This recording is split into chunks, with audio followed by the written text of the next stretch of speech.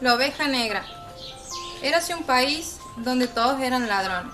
Por la noche, cada uno de los habitantes salía con una ganzúa y una linterna sorda para ir a saquear la casa de un vecino. Al regresar, al alba, Cargado encontraba su casa desvalijada.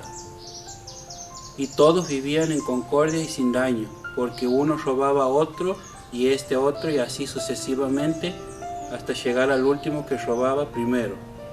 En aquel país el comercio solo practicaba en forma de embrollo, tanto por parte del que vendía como del que compraba.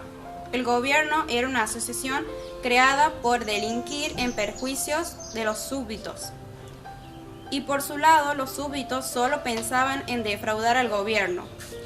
La vida transcurría sin tropiezos y no había ni ricos ni pobres. Pero he aquí que no se sabe cómo apareció en el país un hombre honrado. Por la noche, en lugar de salir con la bolsa y la linterna, se quedaba en casa fumando y leyendo novelas. Llegaban los ladrones y veían la luz encendida y no subían. Esto duró un tiempo. Después hubo que darle a entender que si el que quería vivir sin hacer nada no era una buena razón para no dejar de hacer a los demás. Cada noche que pasaba en casa era una familia que no comía al día siguiente. Frente a estas razones, el hombre honrado no podía oponerse. También él empezó a salir por la noche para regresar al alba, pero no iba a robar. Era honrado. No había nada que hacer. Iba hasta el puente y se quedaba mirando pasar el agua. Volvía a casa y la encontraba saqueada. En menos de una semana el hombre honrado se encontró sin un céntimo, sin tener que comer, con la casa vacía. Pero hasta ahí no había nada que decir porque era culpa suya. Lo malo era que de ese modo suyo de proceder nacía un gran desorden.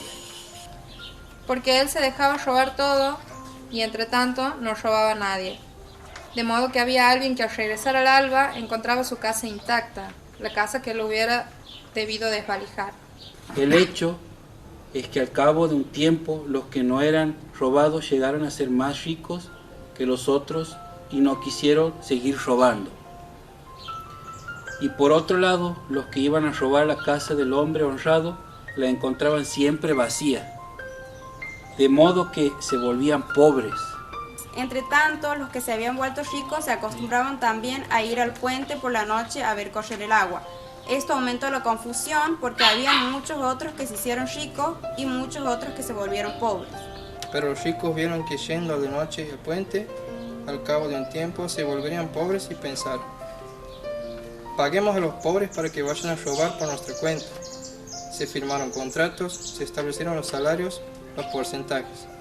Naturalmente siempre eran ladrones y trataban de engañarse unos a otros.